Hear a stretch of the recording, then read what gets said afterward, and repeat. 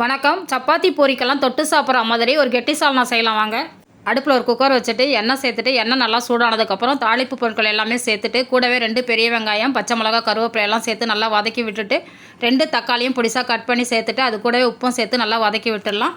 இது நல்லா வதங்கிறதுக்குள்ளே ஒரு மிக்சர் ஜாரில் 1/2 கப்பு தேங்காய், ஒரு பாதி பெரிய வெங்காயம், கொஞ்சமாக சோம்பு, ஊற வச்ச முந்திரியும் கசகசாவும் சேர்த்து நல்லா நைஸாக அரைச்சி எடுத்துகிட்டு வந்துடலாம். வெங்காயம் தக்காளி எல்லாம் நல்லா வதங்கி வந்ததுக்கப்புறம் 1 ஸ்பூன் இஞ்சி பூண்டு பேஸ்ட்டு சேர்த்து நல்லா வதக்கி விட்டுட்டு கூடவே நம்ம அரைச்சி வச்சிருக்கிற முந்திரி தேங்காய் பேஸ்ட்டும் போட்டு நல்லா வதக்கி விட்டுடலாம். இது எல்லாமே சேர்ந்து எண்ணெய் பிரிஞ்சு நல்லா வதங்கி வந்ததுக்கப்புறம் ஒரு கைப்பிடி அளவுக்கு கொத்தமல்லியும் புதினாவும் சேர்த்து நல்லா கலந்து விட்டுட்டு காரத்துக்கு மிளகாய்த்தூள், மஞ்சத்தூள், கரம் மசாலா சேர்த்து நல்லா வதக்கி விட்டுட்டு மிக்சர் ஜாரில் கொஞ்சமாக தண்ணி சேர்த்து அலசி இதில் சேர்த்து நல்லா கலந்து விட்டுட்டு உப்பு செக் பண்ணிவிட்டு மூடியை போட்டு மூடி வச்சிடலாம். ஒரு விசில் வந்ததுக்கப்புறம் பார்க்கலாம்.